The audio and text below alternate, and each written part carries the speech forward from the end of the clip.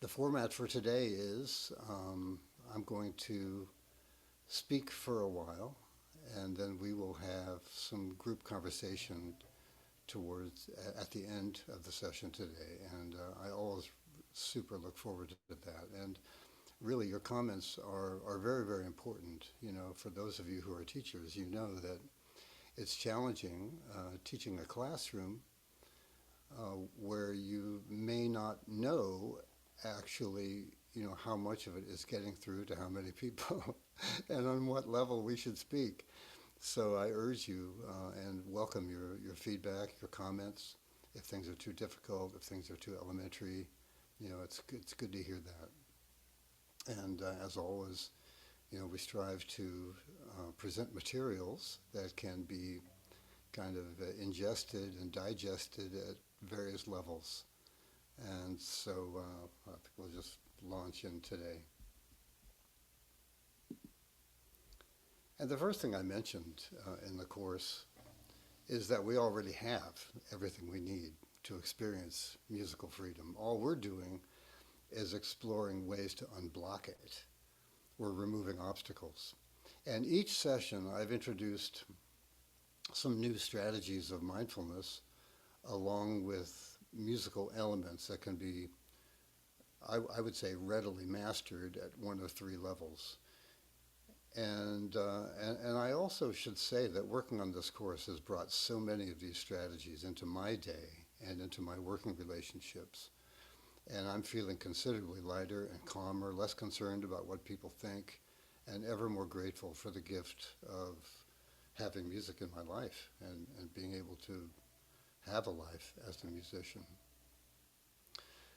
So a radical idea today as we chase and embrace the notion of musical freedom, and here it is. Let all things be exactly as they are.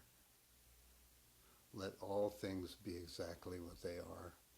This is a lesson from a text that I'm studying called A Course in Miracles.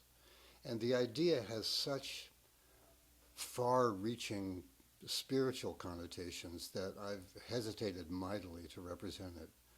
But I think it's relevant, even in simplified terms, for those of us who are addicted to making judgments. And the part of this I do understand is this. Conditions do not need to change for love to be present and for love to be real. And all the wisdom traditions point to this. Love is all there is. Simple thing. Love is all there is. Love is all you need. And let's do just like a quick kind of guided visualization. And let's just make sure you're sitting comfortably with your feet on the floor, with a posture that balances your head on your shoulders. You can become aware of your breath.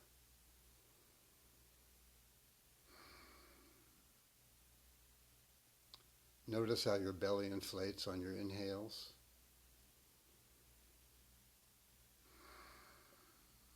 Or maybe feel the warmth of the out-breath on your upper lip. Do a quick check of your body. Do you notice any areas of tension? As you begin to be the inhabitant of your body, let's imagine a situation that triggers you with some regularity. Traffic is a common one, you know, other drivers, unexplained slowdowns, construction during a rush hour. I mean, why do they do that? Some situation that can get under your skin. Create an imaginary traffic scene and then imagine withdrawing any emotion from it with the thought, let the situation just be exactly what it is.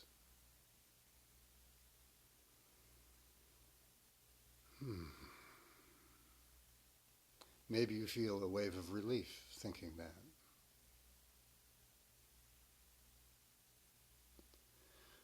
Come with me now into another scenario. You've made detailed plans for an event that involves several people, all of whom play roles in the success of this event you've created. You've sent a group email detailing everyone's role, and one of the players makes a snarky remark about you to another player and accidentally hits reply all. You read this and you feel an arrow land in your stomach. The name of that arrow might be hurt, embarrassment, betrayal. Can you imagine letting it go without making up stories that somehow even the score with that person or that attempt to comfort your hurt ego? Can you imagine accepting that negativity as something completely outside of yourself that doesn't affect your peace? Let's open our eyes now and check out this quote. This is relevant to the scenario we just considered.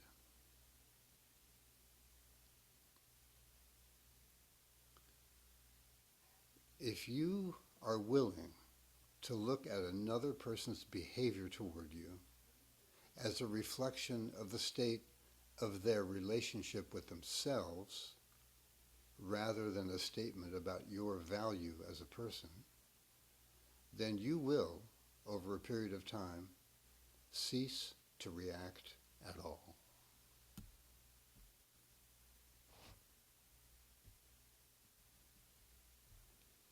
A teacher of mine once said that life was the sacred text. And I didn't know what that meant at first, but I've come to understand that the functions and malfunctions of the world all have deep levels of causation that are impossible to comprehend. And our function is to accept and forgive them all. In Living Untethered, that's the book I recommended before this course began, the author goes overboard to emphasize that the evolution of the universe, which continues to unfold before our eyes, is not only stupefyingly complex, but also totally impersonal. We can't possibly understand the layers of causation behind every event of life. Yet most of us continue to judge and evaluate, even with the microscopic amount of information we have. Even when things go exactly as planned, we can't truly take credit because there are so many factors that are hidden from our perception. I would say that's why gratitude is so much more realistic than pride. When bad things happen, we often respond emotionally. We're outraged, we're angry, we're devastated, we're hurt. We respond immediately to the bad thing. Then we add to it with emotional complexity. Nearly my whole life, until recently, when I accidentally injured myself, for example, like hitting my finger with a hammer or getting a sliver or slipping on ice, accidentally cutting myself with a knife, I would experience the pain of the injury twice. The first pain was the actual physical pain, and the second pain was self-directed punishment and blame. And this is known in Buddhism as the second arrow of suffering. The first arrow is the physical pain, and the second arrow is what the mind does. Blaming, punishing, catastrophizing, minimizing, perseverating, punishing. The Buddha says, be warned of the second arrow. To continually come back to the context of musical freedom, we can feel huge gratitude when the music is flowing by itself. All the work we've done to prepare is providing an ease to the flow that is pure joy. And if an arrow should land, we're prepared for that too. We're aware that the second arrow, which can actually cause far more damage than the first one, this is our mind's interpretation of what just happened, that second arrow can be intercepted by a simple but complete acceptance of the first arrow. Let all things be exactly as they are. A deceptively simple strategy for eliminating stress. It sounds passive, but it doesn't mean that you don't respond to difficult situations. Your absence of overthinking, bypassing the maze of personal history and mental associations that may disempower you, allows us to acknowledge a wrong or an injustice as a call to action. And we have access to more clarity and focus. You feel an impulse to act, you accept it and act on it. And you withdraw any insistence on the outcome, while at the same time making your best efforts. It's related to the Serenity Prayer. I think we all know this. It was like on a lot of posters when I was in college. God grant me the serenity to accept the things I cannot change, courage to change the things I can, and wisdom to know the difference. Or, as Mother Goose put it in 1827, for every ailment under the sun, there is a remedy or there is none. If there be one, try to find it. If there be none, never mind it.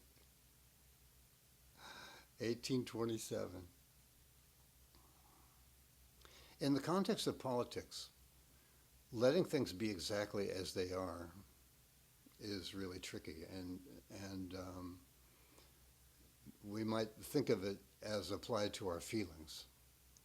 Our feelings should be allowed to be exactly what they are. There might be a guide in there waiting to reveal something, and there may be motivation in there to take action.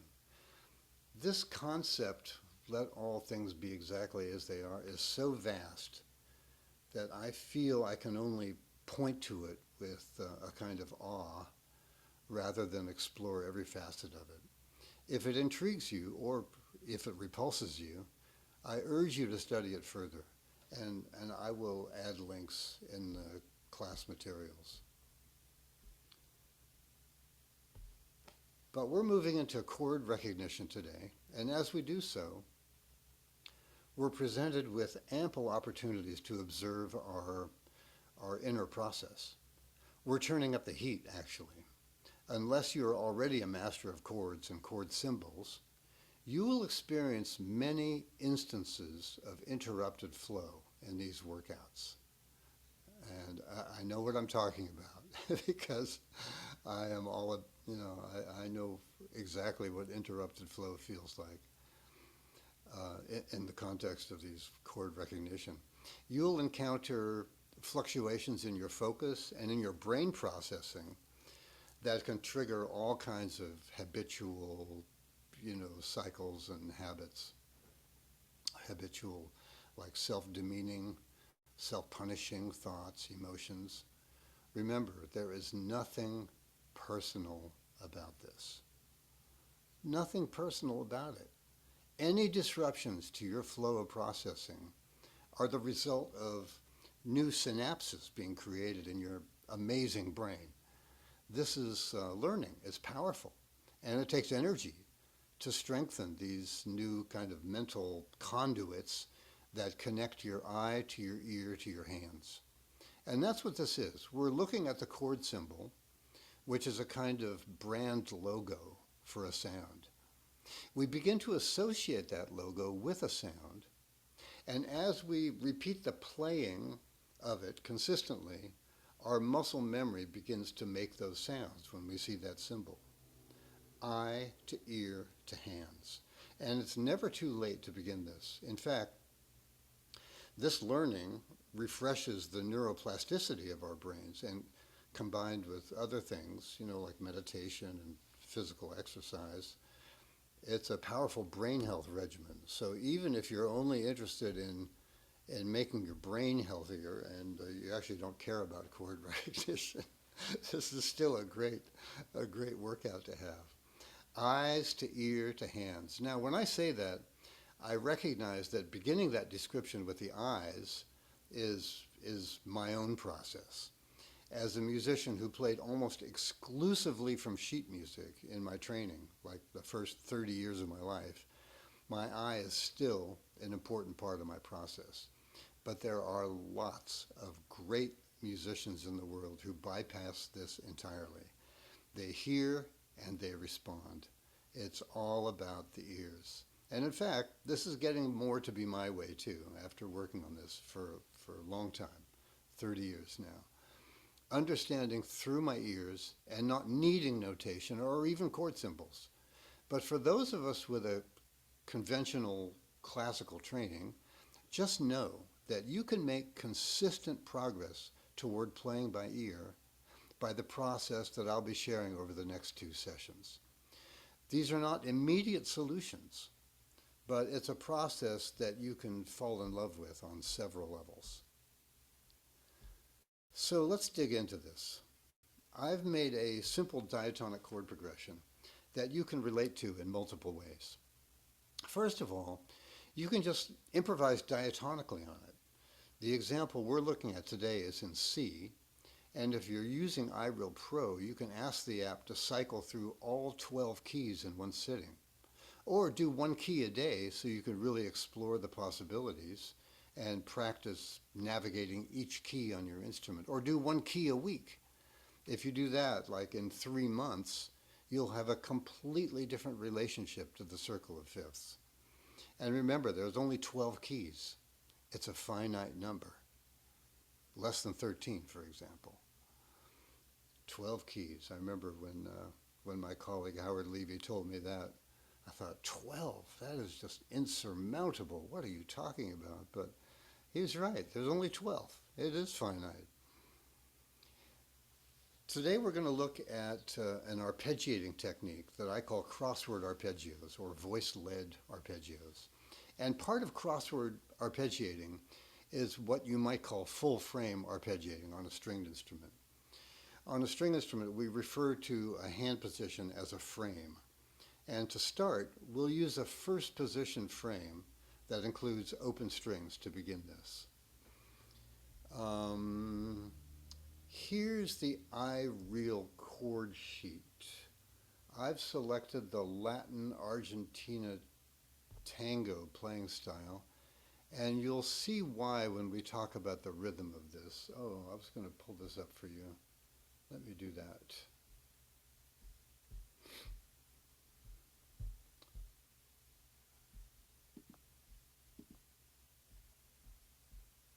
Just so you can see this, how it looks on iReal Pro.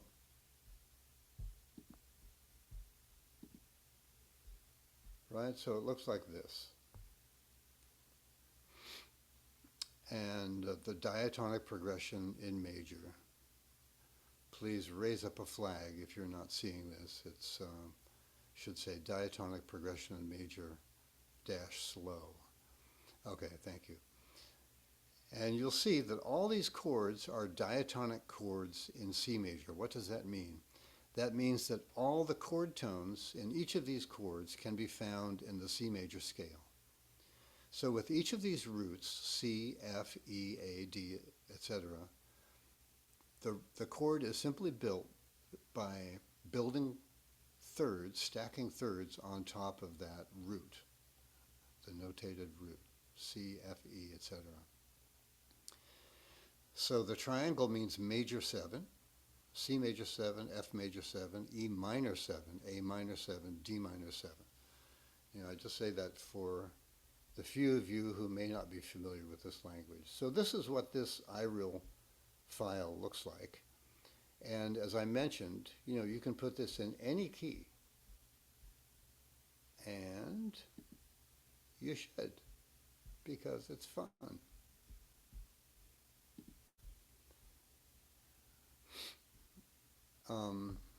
I like this. I chose this kind of tango playing style because with the rhythm of this is basically the subdivisions of 3 that we've been working with that can kind of continue over the bar line to make a 2-bar pattern. Let's just take a quick listen to that. get ready for Argentina with a synthetic accordion.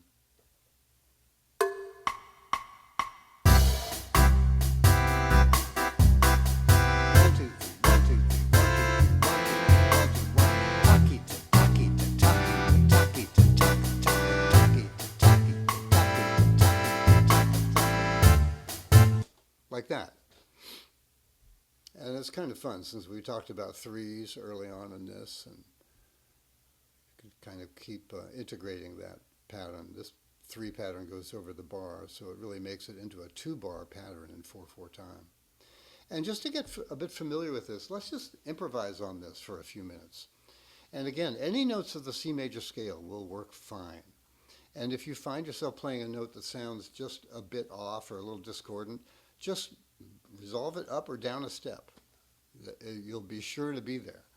And since we're all about musical freedom, let's just take a moment to breathe, to invoke our deepest listening. We're going to release any ideas of accomplishing anything meaningful here. Enjoy your sound.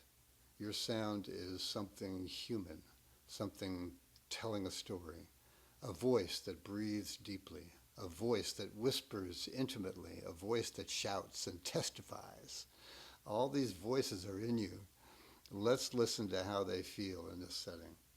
In fact, let me play a little bit, and then I'm just going to turn off my instrument. I'm playing my electric cello today. I'm in a hotel room. I didn't want to disturb my fellow guests.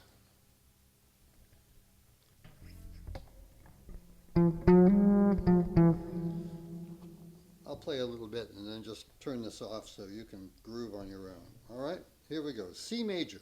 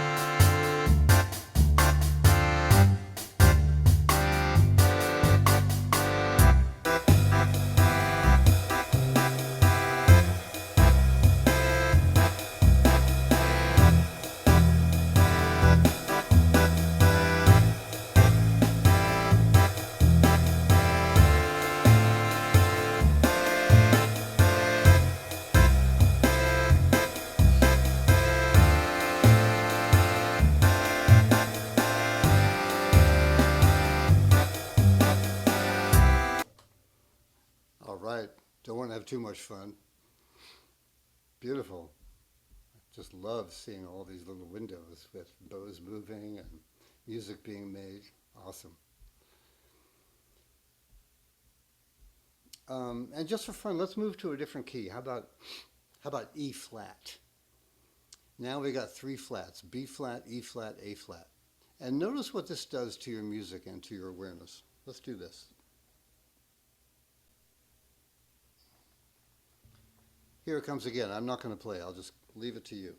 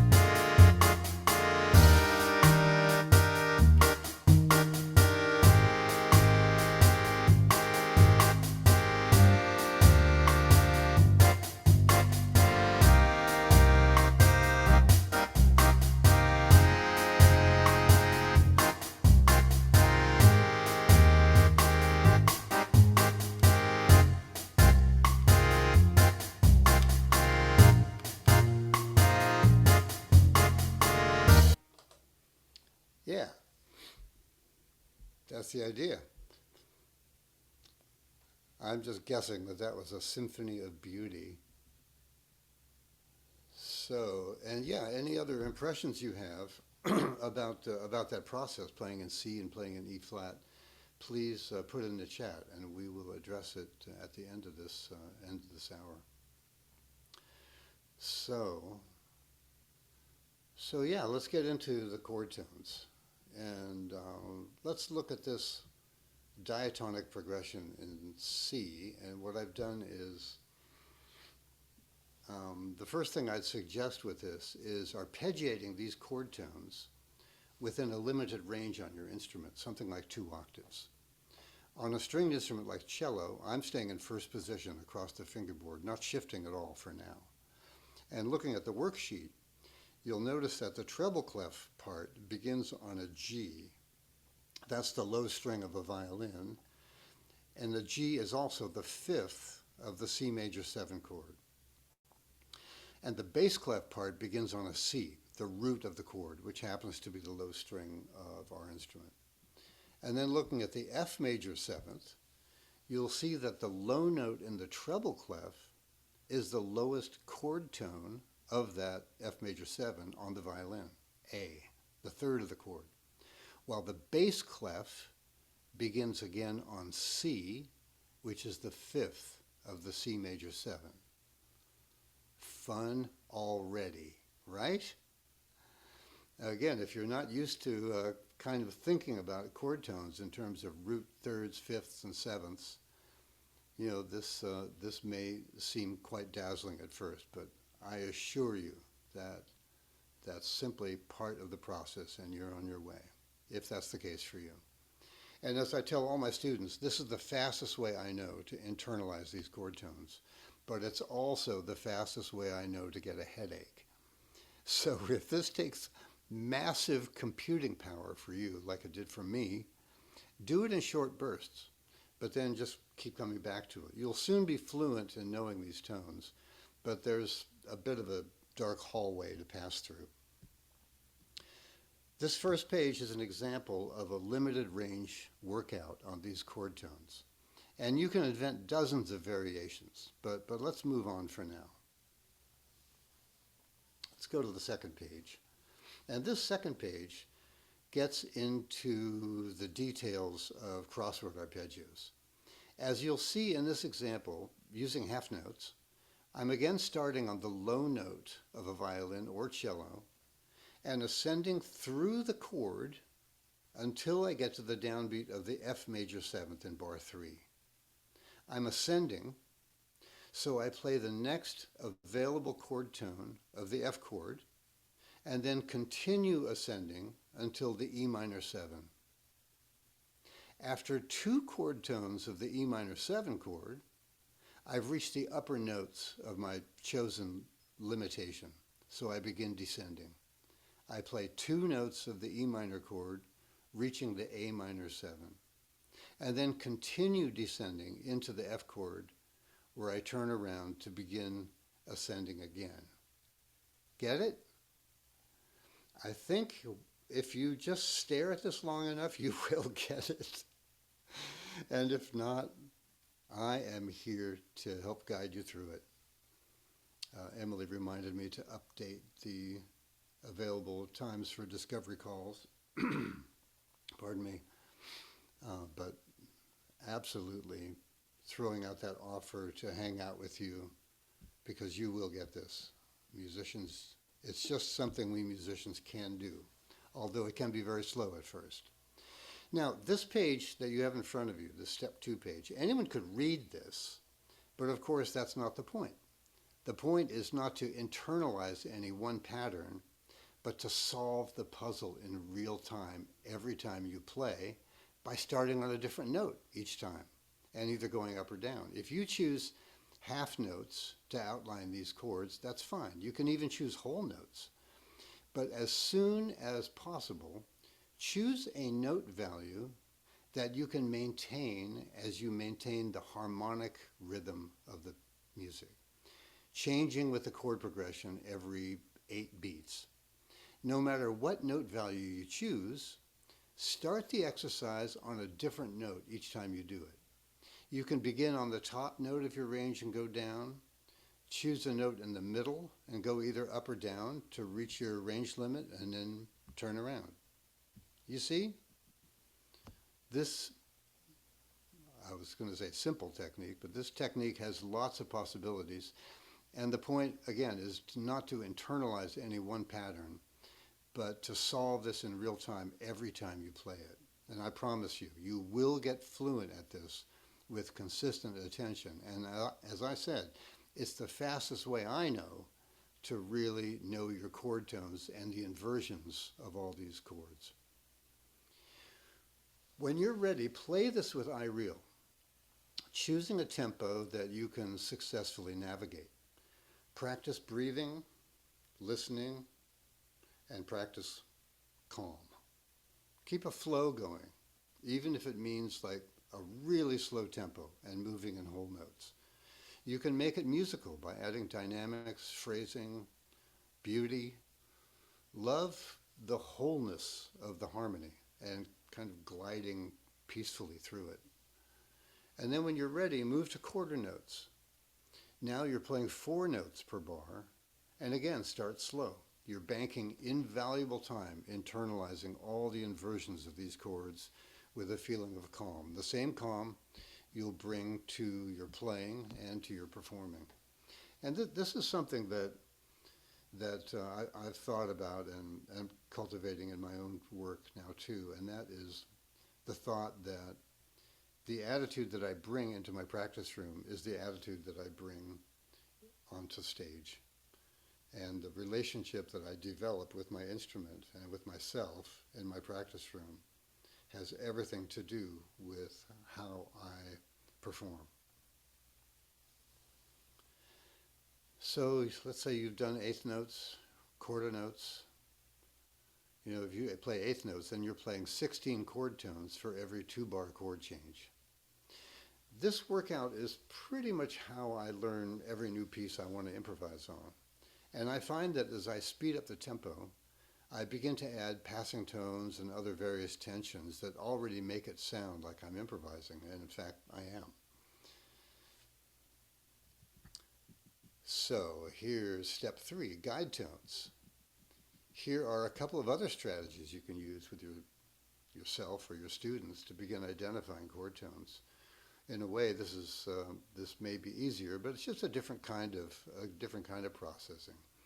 The thirds and sevenths of chords, as I said, are referred to as guide tones because these notes convey the quality of the chord in a richer way than the roots and the fifths of the chord, which are usually played in the bass.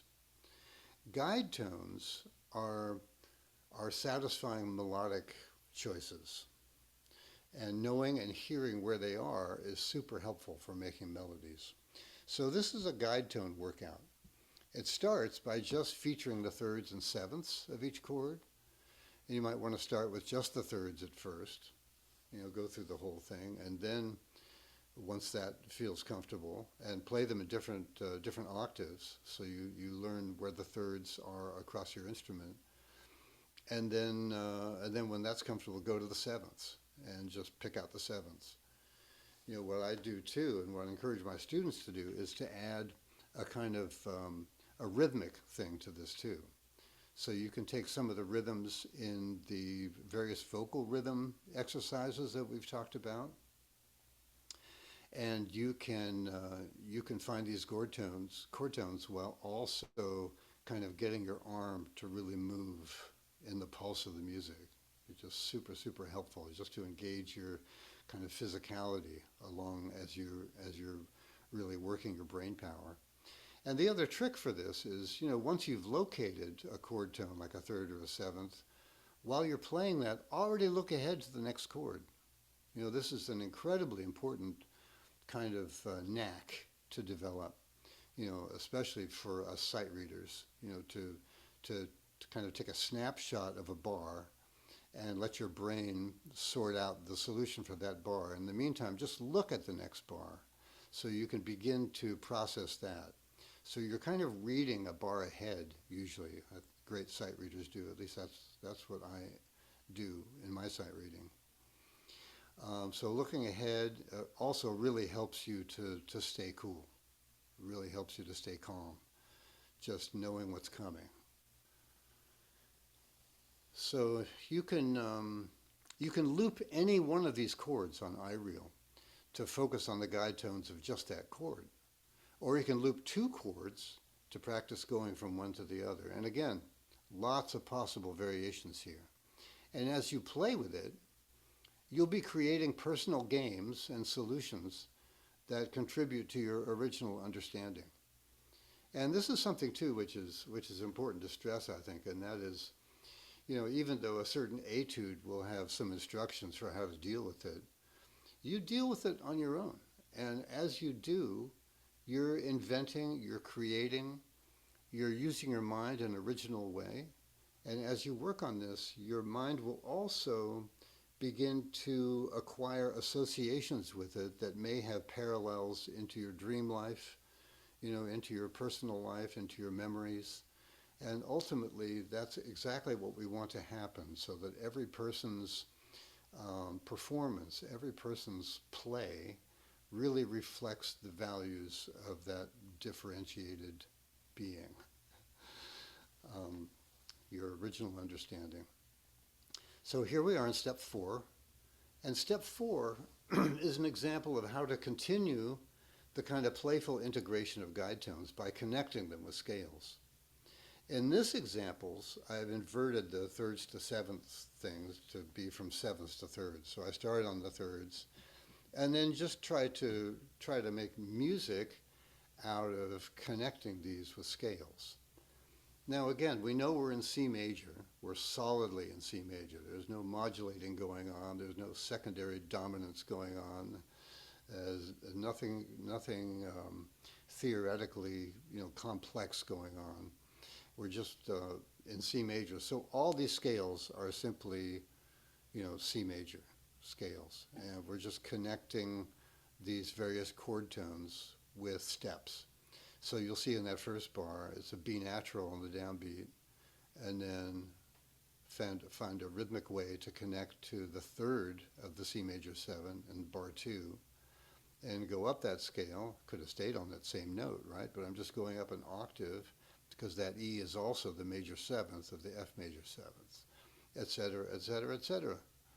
And again, this is just an example of how to kind of musicalize this.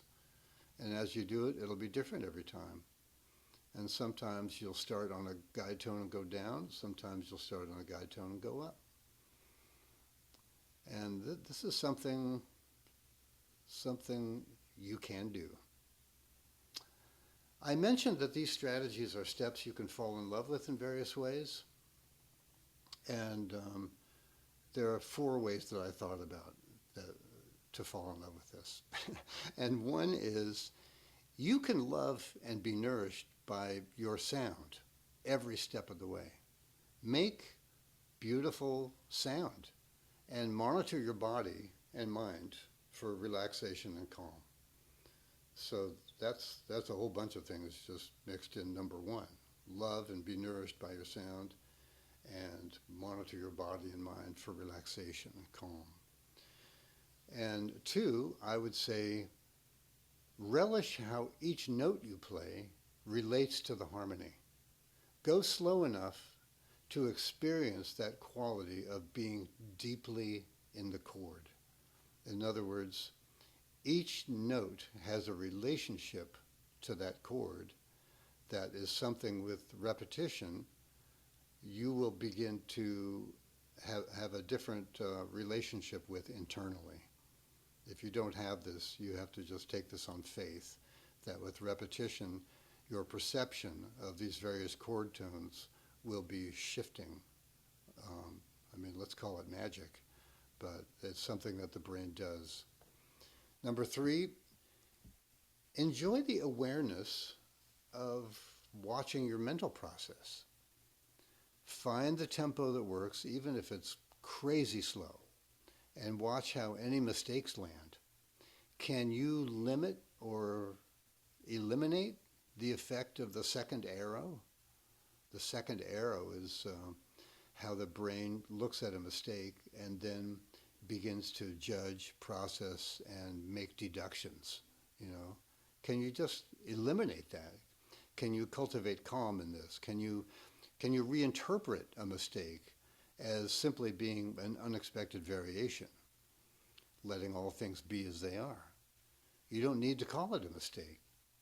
However, if part of you needs to consider it a mistake, let that be exactly as it is too.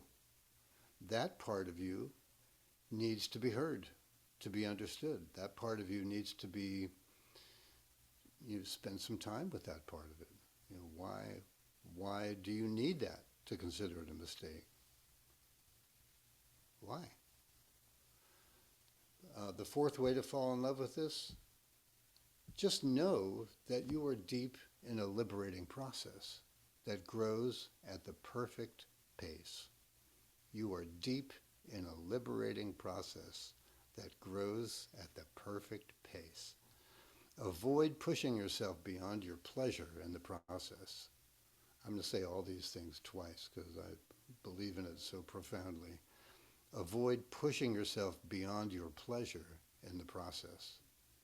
The process takes energy, and at first it may make you very tired. Limit your time with it. 5-10 minutes at first, maybe. But keep coming back to it after you've rested. And rest can be as simple as going outside for a few minutes, making a phone call, watering a plant. I would try to dispel the notion that we're suffering artists. We're actually joyful humans playing music.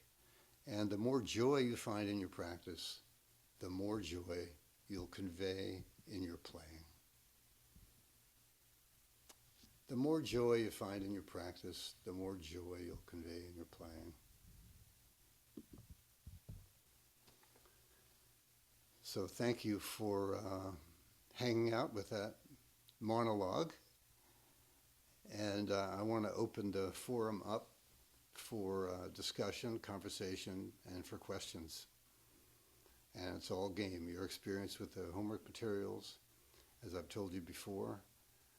I'm really curious how you're all doing with the materials. We can see that there is wonderful engagement with the materials, lots of downloads and views of the YouTube video and stuff like that, and that is very heartening as long as it's positive for you. so yeah.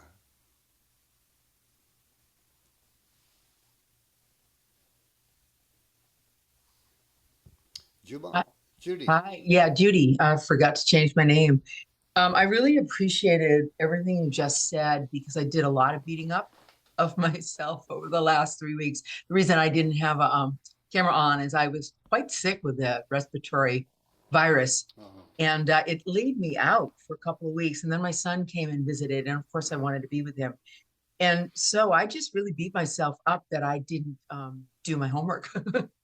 And I remembered what you said the first lesson or the first time together or the second, I don't remember. You said it's okay if you haven't done it. And I was really diligent my first 4 weeks or wherever we were at. Um, and so this has, I mean, I was actually crying listening to you. I mean, not crying, but the tears welling up. I was so emotionally um, taken by everything you said this morning because it really met me right where I was at. I took copious notes. So thank you so much. And now, of course, I have joy about getting back to my instrument because it's kind of like you gave me permission. Oh, that's wonderful, Judy. Thank you for that. Yeah, and I also want to stress, as prompted by your story, that these are not materials that are intended to be mastered, from session to session. We're presenting these things as a kind of workbook, and it could be years of work in here that are being presented, as well as the kind of more kind of mindfulness strategies. These are all ongoing things, and there's no expectation that there would be, any sense of progress, from week to week. So they're there for you to graze on whenever you're ready for it. Thank you. Are we going to have access to this material after the course is done? Yeah, you have access. Oh, Awesome. after the course is done. Yeah, I Yeah, mean, I think so. Emily maybe could speak to that. I don't know that we've talked about it, but usually that's the case. wonderful. That because like you said, it is deep stuff, and I want to go deep. And to go deep, you have to take your time and take it when you're ready. That's it. Can't push it. Thank you. Emily, did you have a comment about that? Yes, this course will live on the website just as it is. For the first time this year, we're going to be opening these courses up as the year goes on to be paid courses for people to watch after the fact. But you all are the only live cohort for this session. And so recordings of this and all the details will be available for you and then eventually, hopefully, available to others too, which is why we so appreciate your feedback as we go along.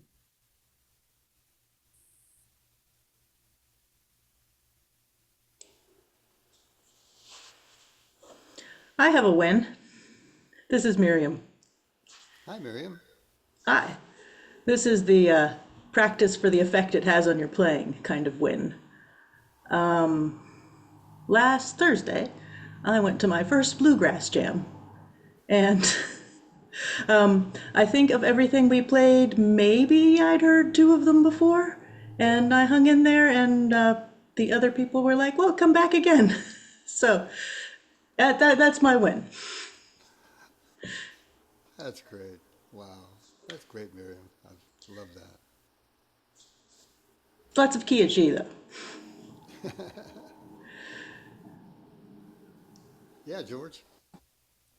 because this is such a central idea. I probably have said it before, but Miriam, what you experienced is the fact that when you're in the presence of other musicians who care about the music and are there to play, you get supported when you need the support, and you give support when others need it, and that's a wonderful feeling. And you were there. It's great. Thank you for that, George. And that is such a powerful attitude to take into a musical gathering, particularly when you don't really know the other players. If you can enter into it with the faith, that you're going to be supported, as well as your own good intention to support those around you, that also just changes a lot how you play, how you respond. Yeah.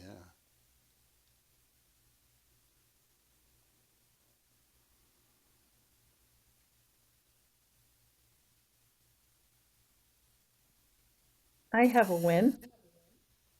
Yeah, Nicole. So I am having great success with mantras.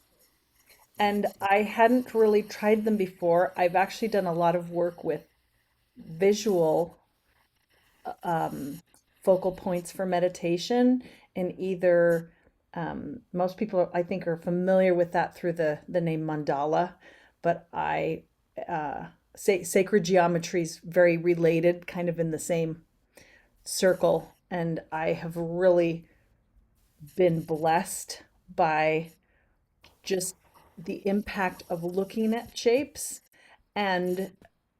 and it has ignited a new way of seeing the fingerboard that I'm really excited about. And it seems to relate to a lot of different things, especially chords. Shapes are so remarkable. Um, but with mantras, I tried, um, I wouldn't say I was as consistent as I felt like I should be, because don't we all put these really majestic expectations on ourselves? And even though I try to be careful not to do that and be realistic, I just thought I'm going to do mantras when I do them. I would say I probably did them 16 times in the last 21 days, and I've had the most success with the word om. Hmm. And I tried rhythms, I tried music, I tried um, English ones. And so that was a huge gift, Eugene, that you brought that back in, because it's definitely something I've read about and thought about and sort of engaged in the past, but not to this level of conviction. And one thing I love about all of your classes, Eugene, uh, and today was just beautiful as always, but you have this extraordinary gift of taking the unseen and then just stating it as a known and sharing. By sharing your reality with us, we can acknowledge our own reality, these inner worlds that in our busy lives and our scientific perspectives and our Western materialism that we just don't see as there always.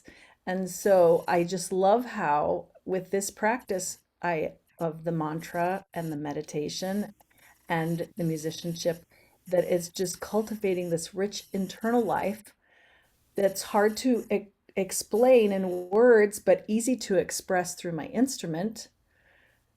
And isn't that something that we all love, that we play something, whether we think we played it well or whether we didn't, or whether a composer made it or we made it, someone will come up to us after a concert and say, "Oh, you," and then they'll explain how they connected to our performance.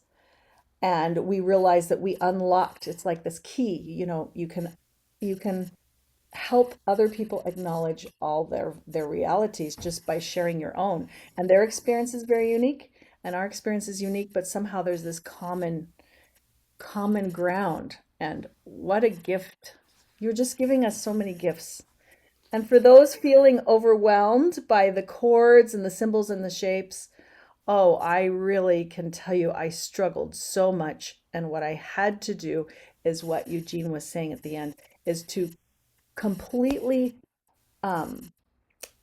banish my negative thinking, which was very difficult to do. And it was probably more appropriate to say I allowed all the positivity to come in and just engulf it like in waves. But it did take me quite a bit of time, and I wouldn't say I'm an expert, but I would say I'm very joyful. And that's a wonderful, wonderful transformation from me some time ago. That is awesome. Thank you. Thank you for all that, Nicole. And yeah, I totally hear you with I talk about a bit of a dark hallway. Yeah, let's just breathe in Nicole's testimony. Exactly. That's a good point. Thank you. That's why I think it's so important to get our students doing this, from the youngest ages, so that they really learn the colors and the building blocks and begin to have personal associations with them as kids. Raise a whole new generation of kind of individuated players, creators.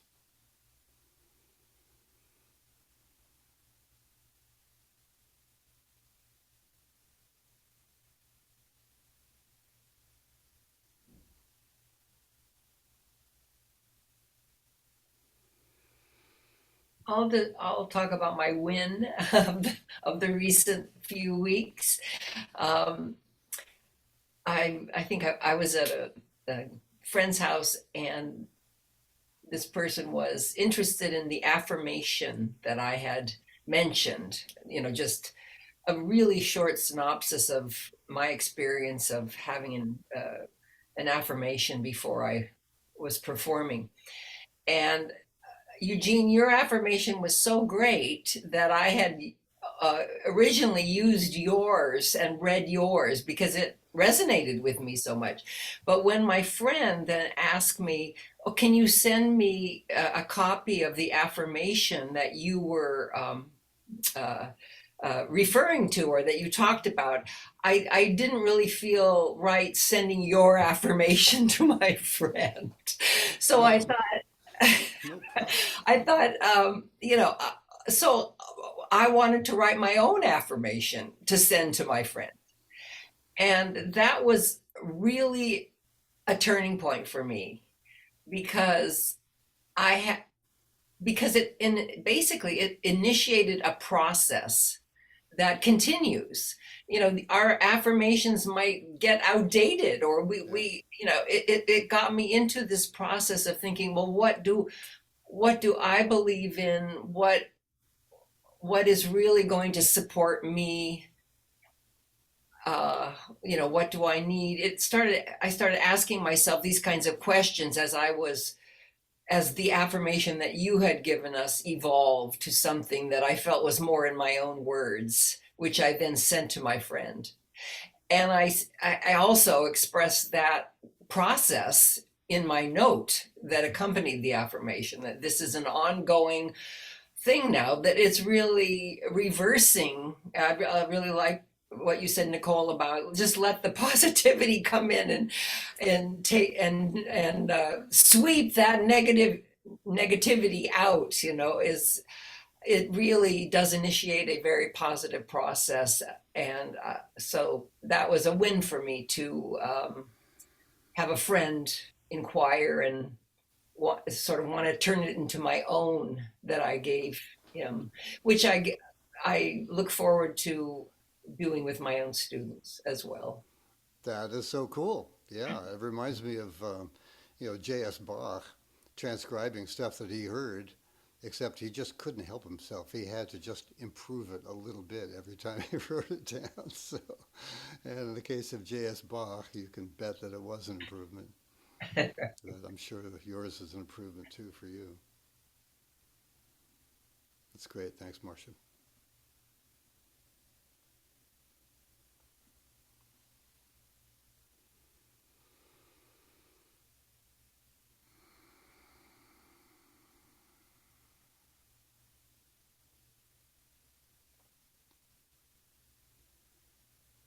Hey, George. See, somehow we're not hearing you yet. Are you still on mute?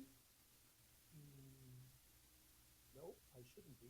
Are you still Okay, hearing me I now? can hear you at a distance. Oh, sorry. Okay.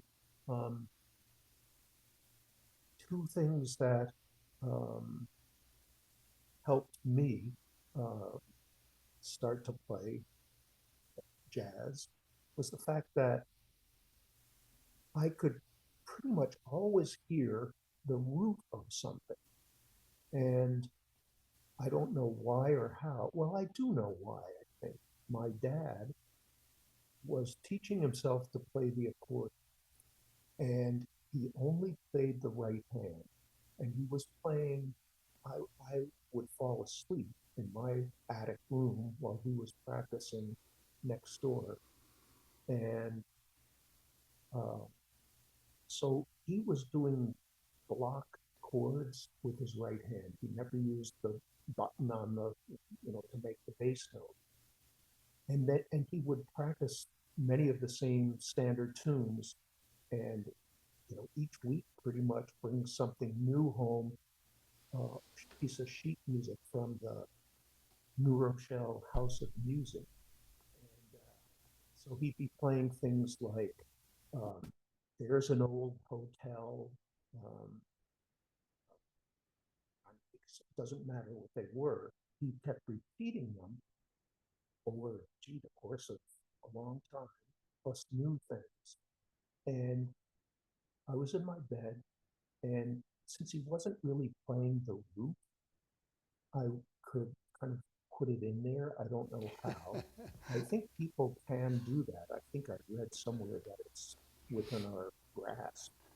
And so one thing I've told help other players do is just listen for that root. Listen for it, because it may work for them the way it worked for me. It may not, but if you have heart, boy, that's a good way to simplify what you're listening to, because it will shape the melody, so to speak, if you can hear where that bass note is. The other thing that I was lucky enough to be able to do was to be on a bandstand in college where somebody asked me to improvise, and I never done it. And I had to do it, and I did it. And the drummer, after I played, after we stopped that tune in rehearsal, he said, Voland, I could tell this didn't even work. He said, it's really easy for me to play. Oh, we're losing you, George. We want to hear this quote. What did the Okay, drummer say to you?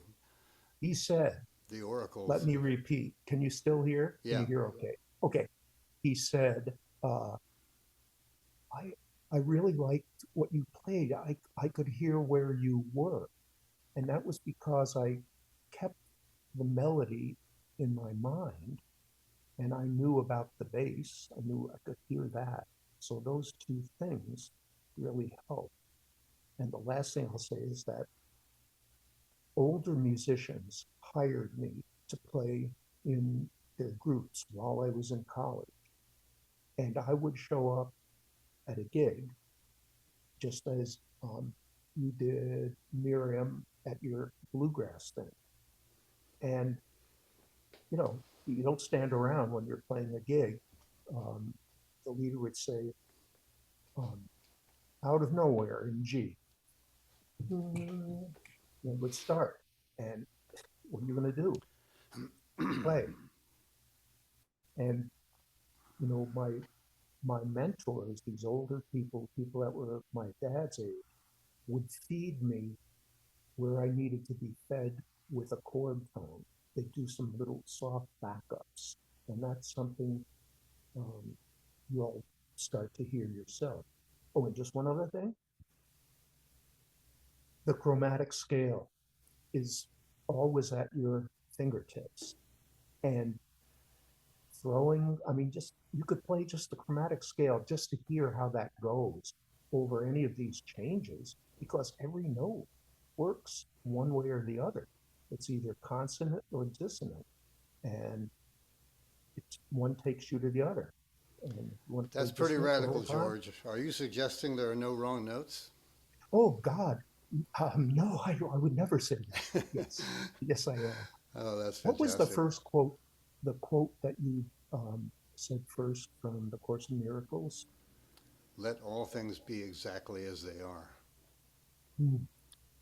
One that I took out of that particular course was um, nothing real can be threatened, and nothing unreal exists. And it This sounds is like double talk when this you is first hear exact. No, this is exactly part of this same lesson. That's what's amazing that you pulled that up. Yeah. it. Yeah, it's very And as I helpful. said, I mean, this gets very, very deep into some important spiritual connotations that I do not feel qualified to represent to Yeah, this me too. distinguished group. But go there on your own for sure. Thank you for that, Yeah, George. And what an yeah, incredible kind of on-the-job training you've had from a supportive community, And this yeah. is something that we can now provide for young people around us. And it's exactly that same kind of attitude that you mentioned for and with Miriam that there's a lot of support to be had if you're open to receiving it. George, can you repeat that quote you just did? Sure. Uh, yes. Um, Nothing real can be threatened, and nothing unreal exists. Nothing real can be threatened, and nothing unreal exists. This is really the heart of the Course in Miracles. It's good I turned to that one page. No, I just Yeah, yeah, you nailed it.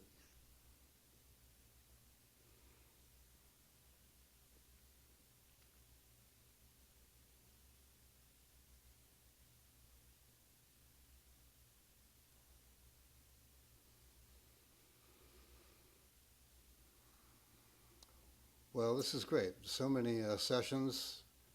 We've gone over by 20, 25 minutes, and so I feel okay about signing off. If unless there is more to offer, we'll just give another minute of space. I have a question, Sure thing. and yeah, and you probably could put this link um, in the follow-up rather than answer it fully here. But I would love to hear you on your upcoming tour. So, are you playing all the dates? If we look up the Paul Simon tour, will you just be on all of those shows? God willing. How do we? Okay, all right. So you guys know I'm a harp player. I'm gonna go see if I pronounce this correctly. Sona Jabara, I think. I don't She's know. a choir player from Gambia. Oh, Oh yes. my God, that's Sunday at the Flynn, not that at the Flynn, Lane Series UVM recital hall in Burlington. Great. I Oh, am that's be thrilled. I wonderful. got goosebumps even talking about it. She is in the lineage and is the first, I don't know if she's the first female, but it traditionally has been just men choral players. And she was encouraged by her father and grandfather. So, she learned, as you were talking today, Eugene, about the oral tradition. Of course, she learned that way. And I watched an interview and she said it's really hard because the music is so traditional and you want to, it just takes years and years to sort of absorb that. She was classically trained in London and so forth. And now she's come back to her home country. She has actually a school to teach the young African children about their tradition, right? So I just love her so much. So I'm very excited about Beautiful. Oh, that. that Yeah. sounds amazing. Yeah. Could you spell her name, please? Yeah. Sona, Sona, and Jabarte, I think it's Jaborteh, and I could be totally wrong. Um, Anyway, but if you look up Sona choral player, you're gonna find her and you'll go down a little rabbit trail that I did last night. But the concert's sold out. Next time. Oh, look, Emily's on it. There's the link. Very good. Awesome. See, I did mispronounce it.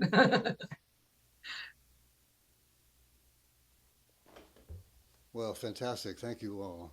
And Emily, did you want to come on and just share some details? Yeah, yeah. We took a few weeks apart. It's great to be back together with everyone. And I've heard some sicknesses going around. We have a few people who weren't here this week because they were sick. I was sick this week. I think it's the spring season, so I hope everyone is resting up and taking their Zyrtec to survive the great flowering of 2025. But our next session together is going to be Saturday, April 5th, and that's technically the last real session that we'll have with Eugene. That's going to be another jazz session, same time. And then after that, we have our community sangha, and that's going to be on in a few weeks after that. So I wanted to make sure you all had enough time to think about your performance and what you want to bring to the table there. And just to make sure I have that date correct, that's going to be April 19th. Correct, Eugene? Yes. So here's what we're going to do, just so you can expect that. On Monday, when we email you out to let you know that the course materials are available, with that, you'll also get there will be a form added to our course website where you can submit the song, the duration, any details about what you want to perform in the community sangha. The reason I want to do this so far in advance is that you have enough time to practice, bring it to Eugene if you have questions, or if you're unable to be there on the 19th, to pre-record it and send us a YouTube video that we can play to the group. We'll use all this information to actually create a set list and make sure that this feels like a proper performance. I did want to mention in the past, we've had other folks who were at home with participants listening in, and it's been a really nice little group experience. So I really want to make sure that we're all excited and have time enough to prepare. So be expecting that on Monday, and then on that April 5th class, that will be the last date to submit for your time and place in the community performance. And then you'll have time to prepare. Does anybody have any questions about these next two sessions with the group? Anything you want to bring to the table or ask?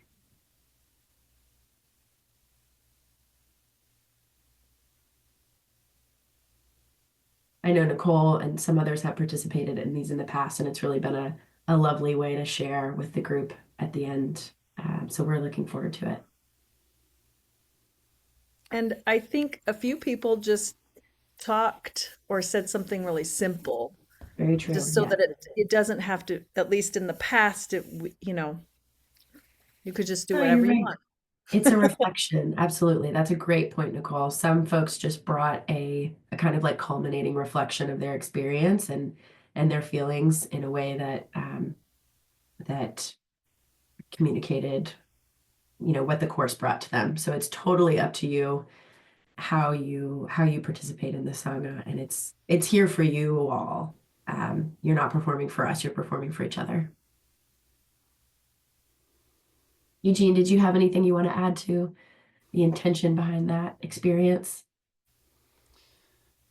No, I mean, I think it has kind of, in my mind, two functions. One is to just have a kind of a closure after some time has passed after the last session, in case there are some issues that come up from the materials from that session. And then the other part of it is just I think our mutual curiosity about what might have been created in response to some of these prompts, that you've taken. So, yeah, all something to look forward to. And obviously, it's completely elective. No one's required to play. So, well, great. Well, thank you all very, very much. So good to see you. And yeah, be well and see you in 2 weeks. Okay.